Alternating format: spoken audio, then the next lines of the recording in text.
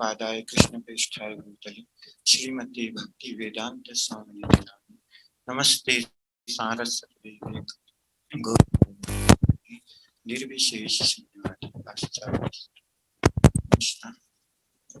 तो आज श्री गुरु महाराज की 44वीं संन्यास दीक्षा वर्षगांठ समारोह में हमें गुरु धन्यवाद। जैसा कि अभी महाराज ने जो हमें सजीव चित्रण बताया था कम्युनिटी हॉल से अब तक का सफ़र जो, तो उस चित्रण को मैंने स्वयं आंखों से देखा था कि वास्तव में इन सब चीज़ों से मुझे गुरु महाराज की जो उस समय से अभी तक ये पता चला था कि गुरु महाराज कितने सरल थे। गुरु महाराज की सरलता से ही मैंने बहुत कुछ सीखा कि जीवन में अगर सरल व्यक्ति होगा तो उसके सभी कार्य जो हैं बहुत अच्छे से संपन्न होंगे। तो गुरु महाराज में सबसे बड़ा गुण जो था सरलता था, और अपने भक्तों से भी वो यही चाहते थे कि सरल जीवन जियो, अंदर मन में अंदर कपट नहीं होना चाहिए। इस तरह से गुरु महाराज ने हमारे परिवार के ऊपर भी बहुत परोपकार करा। जितना मतलब हम लोग उस समय जब कम्युनिटी हॉल में थे तब भी हमें विशेष रूप से स्नेह देते थे। इसके साथ गुरु महाराज वहाँ पर कम्युनिटी हॉल में हमने देखा है कि प्रतिदिन गुरु महाराज क्लास लेते थे, तो जो आनंद आता था गुरु महाराज प्रतिदिन इस तरह से सभी भक्तों से इस तरह से मिलते थे जैसे उनके परिवार के सब सदस्य हैं। इतना स्नेह गुरु महाराज ने दिया।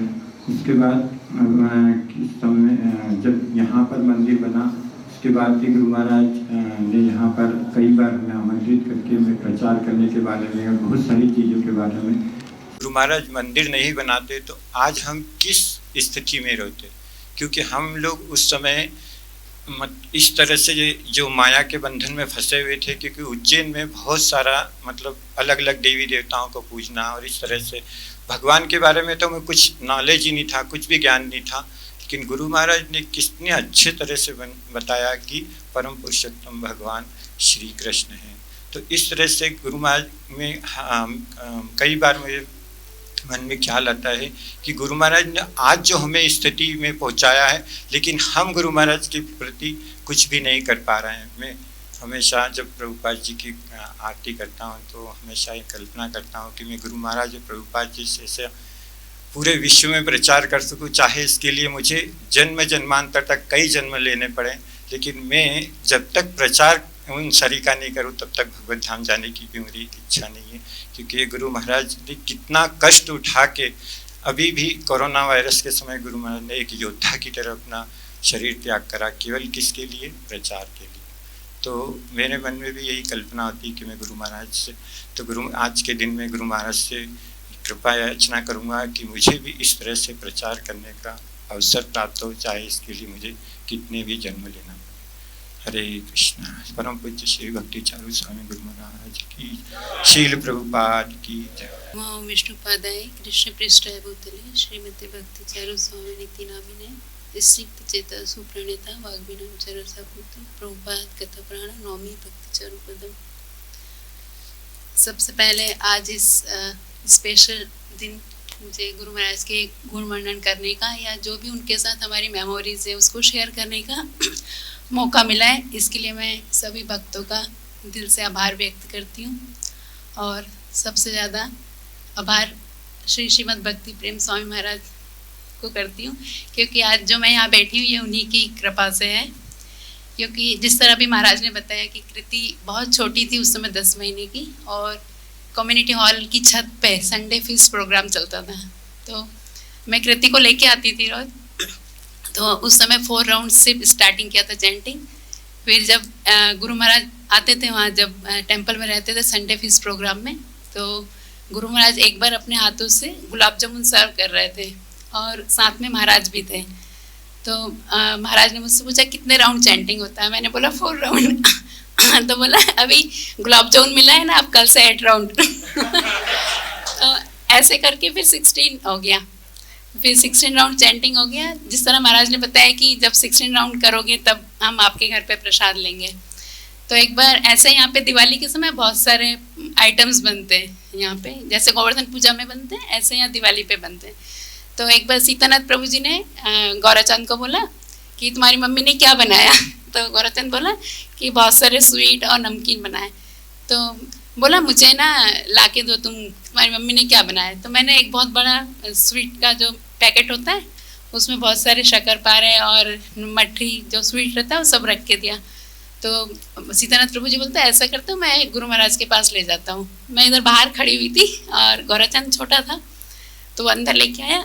गुरु महाराज यहाँ सामने बैठे थे, तो गुरु महाराज ने वो पैकेट खोला और उसमें से 2 शक्करपारा खाया।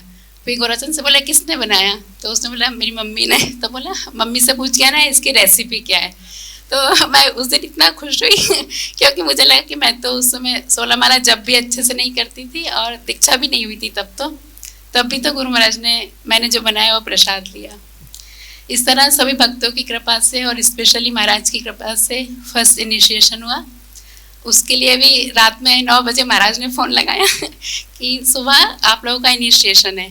तो मैं सोच रही हूँ क्योंकि तब तो चाय पीने की बहुत आदत थी, चाय तो छूटी रही थी। तब लगता था कि कैसे इनिशिएशन कैसे दीक्षा होगी, अभी तो चाय छोड़ना पड़ी। तो रात को महाराज बोल रहे सुबह दीक्षा में। महाराज बोले नहीं अभी तो कुछ तैयारी नहीं है महाराज, मैं तो अभी रेडी नहीं हूँ। महाराज बोले नहीं दीक्षा के बाद सब ठीक हो जाएगा। तो इस तरह नेक्स्ट डे इनिशिएशन हो गया। फिर गुरु महाराज की कृपा से यहाँ पे हूँ अभी तक, बाकी सब भक्तों की कृपा से भी है। जैसे अभी गुरु महाराज तो हमारे साथ नहीं है वपू रूप में, लेकिन तब भी इस मंदिर में जब भी आते हैं तो ऐसे आसपास लगता है गुरु महाराज पूछ रहे हैं कैसे हो, सब ठीक है ना, 16 माला जब अच्छे से हो रहा है ना। तो ये गुरु महाराज के शब्द सुन के कि हाँ 16 माला जब अच्छे से करना है रेगुलर, यही प्रार्थना करती हूँ गुरु महाराज से कि हाँ 16 माला जब तो अच्छे से करना चाहिए क्योंकि गुरु महाराज हमेशा ऐसा बोलते थे। इस तरह ही जब कम्युनिटी हॉल में जब गुरु महाराज को पहली बार मैंने देखा था तो गुरु महाराज सामने से आ रहे थे टेम्पल हॉल में से, जहाँ पे विग्रह थे छोटे राधा मदन मोहन, और मैं बाहर सीढ़ियों पे कृति को लेके खड़ी थी। तो महाराज साथ में थे क्योंकि सबसे पहले तो महाराज से मिली थी उसके पहले, और कृष्ण बलराम प्रभु जी थे वहाँ पर। तो मैं ऐसे देख रही थी इतने सुंदर, ये कौन आ रहे हैं। गुरु महाराज बहुत शाइनिंग फेस, बहुत ग्लो लग रहा था, तो समझ नहीं आ रहा था कि कौन होंगे। और उस समय इतना दिमाग में चला कि उनको हरे कृष्णा बोलूँ। मैं सीढ़ी पे कृति को लेके खड़ी, गुरु महाराज आए और मुझसे बोलते हरे कृष्णा। तो मुझे बहुत गिल्टी लगा कि देखो मैं तो हरे कृष्णा बोला ही नहीं, मैं सोच ही रही हूँ कौन है। और कृति के सिर पे पूरा ऐसे हाथ फेर कर उसको आशीर्वाद दे के वहाँ से चले गए गुरु महाराज। फिर मुझे अभी ऐसे ही लगता है कि जब गुरु कृति का एक्सीडेंट हुआ तो शायद गुरु महाराज के आशीर्वाद के कारण ही वो बची थी जो बचपन में उसको आशीर्वाद दिया था। क्योंकि जितना भी ज्योतिष ने बोला उसके एक्सीडेंट के बाद, जो भी कुंडली दिखाई कि उसका समय अच्छा नहीं था, अकाल मृत्यु के योग थे। तो मुझे लगता है बचपन से ही जो कृति को उनका आशीर्वाद मिला था, आज उसी कारण उसको नया जीवन मिला है। और ऐसे ही गुरु महाराज को बहुत मेमोरी तो बहुत अच्छी है गुरु महाराज की, सभी को पता है। तो एक बार जब गौराचंद 10-11 साल का था उस समय शायद, यहाँ पे भागवतम क्लास के बाद तो गुरु महाराज ने उसको बोला कि मैं नीचे तुमको गार्लैंड पहनाऊंगा। तो गुरु महाराज उसी दिन शाम को 6 बजे निकलने वाले थे, बाहर जाने वाले थे। तो 2 नंबर गेट पे गाड़ी के अंदर गुरु महाराज बैठ गए अपने कार में। फिर शायद गुरु महाराज को बाद में याद आया कि मैंने गौराचंद को बोला था गार्लैंड के लिए। उस समय बहुत भीड़ थी, चारों साइड पूरा क्राउड था। तो गुरु महाराज गाड़ी में बैठ के, गाड़ी स्टार्ट भी होने वाली थी, फिर ड्राइवर से गाड़ी रुकाई और एक पैर बाहर रखा, ऐसे करके देखा चारों साइड, फिर गौराचंद नहीं दिखा। फिर गुरु महाराज पूरे बाहर निकल गए, फिर चारों साइड देखते गौराचंद बहुत दूर दिखा, ऐसे बोलते कम हियर गौराचंद। तो मैं साथ में थी, मुझे लगा पता नहीं क्या हुआ। फिर गुरु महाराज ने अपने गले का उसको गार्लैंड दिया। मतलब ये कि गुरु महाराज कितना ध्यान रखते थे कि जो बोला है वो प्रॉमिस पूरा करते थे अपना, कि उनको जाते जाते भी याद आया कि उसको मैंने गार्लैंड के लिए बोला था तो मैं वो उसको दे के जाऊँगा। इस तरह गुरु महाराज का बहुत प्रेम मिला हम लोगों को।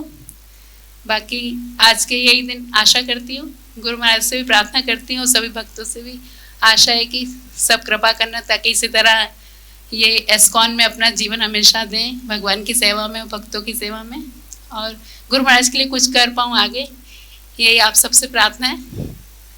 हरे कृष्ण। विष्णु पदाय कृष्ण पृष्ठाय भूतले श्रीमते भक्ति चारु स्वामिनेति नामिने स्निग्ध चेता सुप्रणेता वाग्मीनां चरशाप्लुतं प्रभुपादगतो प्राणा नौमि भक्ति चारुपदम। नमो विष्णुपदाय कृष्णपृष्ठाय भूतले श्रीमते भक्ति वेदांत स्वामिनिति नामिने। नमस्ते सरस्वती देवे गौरवाणी प्रचारिणे निर्विशेष शून्यवादी पश्चात देशदाय। हरे कृष्ण। महाराज का लेक्चर में ऑनलाइन में सुन रहा था। मेरा और एक जगह महाराज शायद वहाँ पे विमला बस, इसलिए मैं पहला नहीं आया था। तो बहुत सारे कहानी में सुना महाराज से कि जो मेरा भी पता नहीं था, क्योंकि मैं थोड़ी देर बाद में आया था। जैसे शूरवीर और लक्ष्मीनाथ को कलेक्टर जी रिसीव करने के लिए गए, तो अद्भुत बात। उसके बाद माता जी ने जो कुछ बोल रहे थी वो भी देखा, मेरी हिस्ट्री है तो मैं भी थोड़ा हिस्ट्री बोलता। उसके बाद गुरु महाराज का, मैं यहाँ पे शुरू से ही आते थे कलकत्ता से, फिर वापस चले जाते थे। लेकिन एक बार उस कहानी ऐसा हुआ था कोलकाता मंदिर में, जो मुझे एक पॉइंट मिला था टाइट होने के लिए। कोलकाता मंदिर में एक टेम्पल कमांडर था, इस तरह कुछ व्यवहार हुआ था हमारे साथ। वो मैं बोलने के लिए नहीं चाहता, तो मैं वो टाइट हो गया कि आखिरी में मैं यहाँ पे नहीं रहूँगा, और मुझे उन लोग राग भी नहीं पाया। तो मैं यहाँ पे आ गया थे। तब गुरु महाराज यहाँ के भार्गव जी, एक मकान है इस रोड के जस्ट लेफ्ट साइड में कॉर्नर में, वहाँ पे गुरु महाराज रहते थे।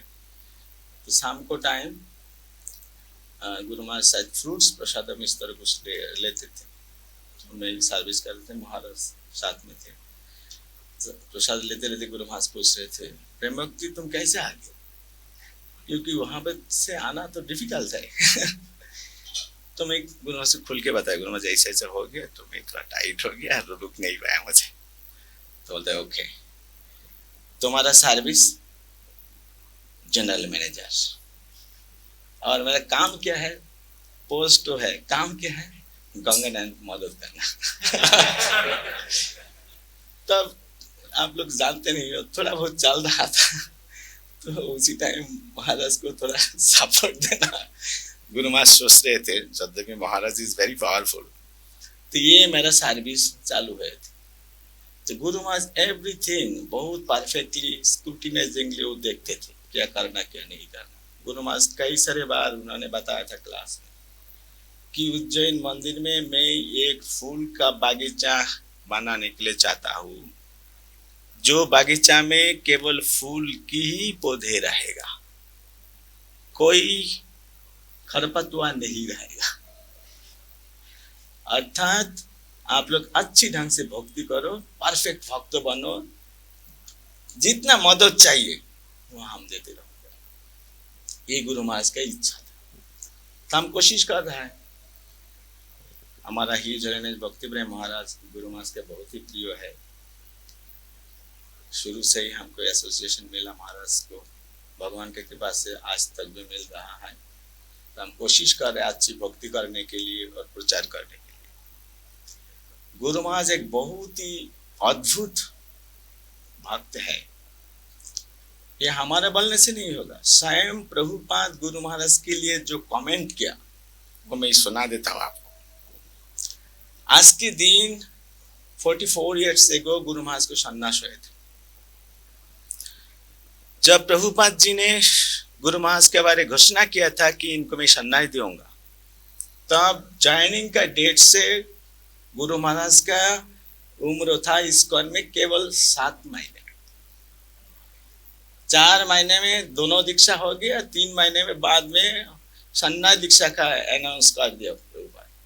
तब बहुत सारे प्रभुपाद जी को जो सीनियर डिसाइपल्स थे, उन लोग सब एक दूसरे विस्परिंग करने लगे, क्या हो रहा है, is a new devotee, what is happening, going to take sannyas. And Prabhupada भी, क्या बात है, प्रभुपाद भी इनको डिसाइड कर लिया। ये आवाज प्रभुपाद के कानों में गया। प्रभुपाद सभी को बुलाए, बोलते हैं क्या प्रॉब्लम, मैं ही डिसाइड किया इनको दूंगा। तो प्रभुपाद ओके, अगर इतना नया डिवोटी अगर पतन हो जाए तो प्रभुपाद रिप्लाई किया था, पतन होगा तो शुद्ध सत्य गुण से सत्य गुण में होगा, डोंट वरी, ऐसा प्रभुपाद ने बताया। जब प्रभुपाद ने ऐसा कहा तो सभी भक्त लोग, जिन लोग इस तरह विचार करते, सिर झुका लिया। क्यों झुका लिया? क्योंकि अपना अपना विचार करते। भक्ति विद्यापन्न स्वामी गुरु महाराज ये वर्णन किया, उन्होंने कहा कि प्रभुपाद जब ऐसा कहा कि इसको पतन नहीं होगा, अगर होगा तो शुद्ध सत्य गुण में अभी वो है, वहां से सत्य गुण में होगा। तब उन लोग विचार करने लगे, अरे क्या बात है, हम इनको बारे सोच रहे हैं, अभी तक हम तो पूर्ण रूप से सत्य गुण में ही नहीं गए, हम तो बैकग्राउंड उन लोग को याद पड़ गए। तो ऐसा प्रभुपाद का कमेंट है कि गुरु महाराज शुद्ध सत्य गुण में रहने वाला है। हम साधन भजन करके हमारे जीवन का लक्ष्य होता है ये त्रिगुण के प्रभाव से मुक्त हो के वहां जाना। और Guru Maharaj from the beginning ही was situated in the pure goodness. It means, इसके मतलब होता है कि गुरु महाराज ब्रजवासी, उन्होंने नित्य ब्रजवासी भगवान के धाम का जो व्यक्तित्व है, उन्होंने यहाँ पे आए थे। इसी कुछ प्रमाण भी होता है, भगवान का जो नित्य धामवासी है उनको सब कुछ छंदमय। देखिए वहां पे कोई बात नहीं करता है, गाते हैं, वहां पे कोई चलता नहीं है, नाचता है। गुरु महाराज का चलने का टाइम उस तरह सिस्टमेटिक छंद चलते थे। गुरु महाराज का जूता है, पोशाक है, वचन है, कीर्तन है, गुरु महाराज जहां रहते एवरीथिंग परफेक्ट। और मतलब लगता है कि पूरा लाइफ, पूरा एक्टिविटीज एक कविता जैसा है, ऐसा लगता है कि ये ब्रजवासी की भाव है। वो राधा रानी की एक विशेष प्रिय है, कैसे कुछ प्रमाण से मिलता है। आप लोग शायद देखते होंगे, गुरु महाराज जब मंदिर में भगवान के विग्रह के सामने कीर्तन करते थे, किस तरह कीर्तन और किस तरह भजन उन्होंने चुनते थे। मोस्ट ऑफ द भजन वो राधा रानी की बात। कुमकुमाक्तो कंचनाभ गौरवो हरि गौरभा, ये कीर्तन किसको? राधिका सरोदयेन्दु, किसको बारे? मुनीन्द्र वृंद वंदिते, किसको बारे? तब कथामृताम, गोपी भाव। जब भगवान को, राधा कृष्ण को प्रसन्नता के लिए जब गाते थे तो यही मंदिर। लेकिन जब उन्होंने प्रचारों के हिसाब से, आचार्य के रूप से सभी पब्लिक को सामने गाते थे, तब कौन सा जैसा महाप्रभु के बारे जो नो वो जो स्वाधाम सब धाम के साथ संसार में आया, श्री कृष्ण चैतन्य प्रभु, दिस इज हमारे जीवन। उसे भक्ति विनोद ठाकुर वैदिक भक्तों के लिए जो गीत गाया, प्रचार करने के लिए जब भक्तों को सामने आते थे तब ये गाते थे। इससे प्रतीत होता है कि वो राधा रानी की कृपा पत्र और राधा रानी की दृष्टि आकर्षण करने के लिए, प्रसन्न करने के लिए गुरु महाराज इस तरह राधा रानी की प्रशंसा जिससे होता है वो गाते थे। और गौरांग महाप्रभु के आदर्श प्रतिनिधि के रूप से जो शिक्षाएं देना चाहिए संसार को, उन्होंने वो देते थे। ये गुरु महाराज का मूड था। गुरु महाराज वो प्रभुपद को तो प्राण था। कैसे? टाइम बता देना। प्रभुपाद, पता नहीं आप लोग कितना व्यक्ति कैलकुलेट किया। जैसा मान लीजिए यहाँ पे फैन है, लाइट्स है, एसी है, वगैरह वगैरह, बहुत बिग बिग साइज है, मेनी नंबर्स है, लेकिन ये सब चीज का कंट्रोल एक जगह है, एक स्विच। ये दबाने से चालू होता है, दबाने से बंद होता है। पूरा इस्कॉन का एग्जिस्टेंस रहेगा क्या नहीं रहेगा, इस्कॉन का जो इमेज कितना आगे बढ़ेगा क्या नहीं बढ़ेगा, ये पूरा एक चीज के अंदर एग्जिस्टेड है। वो किस में है? जो इसके ऊपर प्रभुपाद बहुत एम्फेटिकली बताते थे, वो क्या है? कोऑपरेशन। इस्कॉन टेकेगा, आगे बढ़ेगा, ज्यादा से ज्यादा पावरफुल स्ट्रॉन्ग होगा अगर भक्त लोग के बीच में कोऑपरेशन रहेगा। ये चीज भक्ति सिद्धांत ठाकुर ड्रीम देखा था, प्रभुपाद उसको इम्प्लीमेंट किया और गुरु महाराज वही चीज हर जगह जाके बोलते थे। जहां जहां उन्होंने जाते थे कंक्लूडिंग लेक्चर और पॉइंट यही रहते थे, कुछ भी हो, whatever happens, don't leave ISKCON. और हमको बार बार हिंदी में भी बताया कि जो कुछ भी हो सभी भक्त लोग मिलजुल करके रहो। ये मिलजुल करके, इसकी जो point, just one word, cooperative mood और कोऑपरेशन, इसी के अंदर इस्कॉन की सब कुछ है। तो ये चीज गुरु महाराज की जितने सारे गुरु भ्राता है, आप लोग देखिए, उन लोग ये चीज पॉइंट आउट किया है कि गुरु महाराज हमेशा एक कोऑपरेटिव मूड का ऊपर उन्होंने एम्फसाइज करते थे। आई फीलिंग्स की परिवर्ते वी फीलिंग्स डेवलप करना, ये मूवमेंट का प्रधान उद्देश्य महाप्रभु भी वो चाहते थे, और परंपरा का धारा में गुरु महाराज भी एक आचार्य, उन्होंने इसके ऊपर एम्फसाइज किया।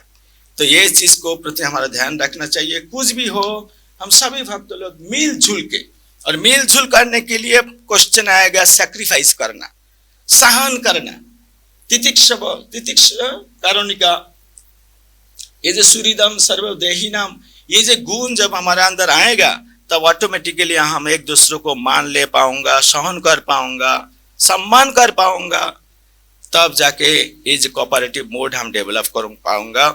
गुरुदेव को खुश करना है तो गुरु महाराज का जो निर्देश है, उनको जो इच्छा है, वही चीज की, वो इच्छा और निर्देश के आधार पर हम जब आचरण करते रहूंगा तो अभी गुरुदेव प्रसन्न होंगे। ये हमारा अनुभव है। Thank you very much. Prabhupada की